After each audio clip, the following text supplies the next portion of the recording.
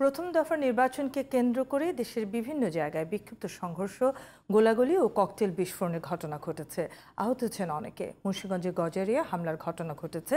Police ও সাংবাদিকদের ওপর প্রতিনিধিদের পাঠানো তথ্য ও ছবিতে বিস্তারিত জানাচ্ছেন রাহনুমা সারা।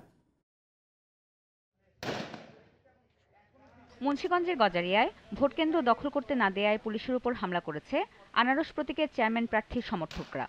এ সময় 2 পুলিশ সদস্য আহত হয়েছেন। একই উপজেলায় 2 চেয়ারম্যান প্রার্থীর সমর্থকদের মধ্যে গোলাগুলির ঘটনায় আহত হয়েছেন 5 জন। সুনামগঞ্জের সাল্লায় ভোটকেন্দ্রে দায়িত্বে অবহেলার অভিযোগে সহকারী প্রিজাইডিং অফিসার সহ 4 জনকে আটক করেছে পুলিশ। নারায়ণগঞ্জের হাজী আব্দুল মালিক উচ্চ বিদ্যালয় কেন্দ্রের বাইরে বিজিবি ও পুলিশের সামনে ককটেল বিস্ফোরণের ঘটনা ঘটেছে। নরসিংদী সদর উপজেলার চৈতাবু সরকারি প্রাথমিক বিদ্যালয়ের ভোটকেন্দ্রের বাইরে কাপ্পিরিচ প্রার্থী আনোয়ার হোসেন ও আনারস প্রতীকের আব্দুল বাকির গ্রুপের মধ্যে দেশীয় অস্ত্র নিয়ে ধাওয়া পাল্টা ধাওয়া ও ককটেল বিস্ফোরণের ঘটনা ঘটেছে। অপর এক ঘটনায় আহত হয়েছেন 5 জন।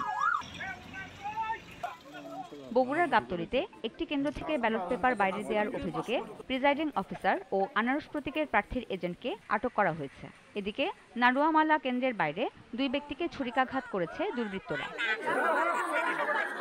চাঁপাইনবাবগঞ্জের ভোলাহাটে 2 প্রার্থীর সমর্থকদের সংঘর্ষে 4 জন আহত হয়েছেন। রাহনুমা সারা, জিটিভি নিউজ।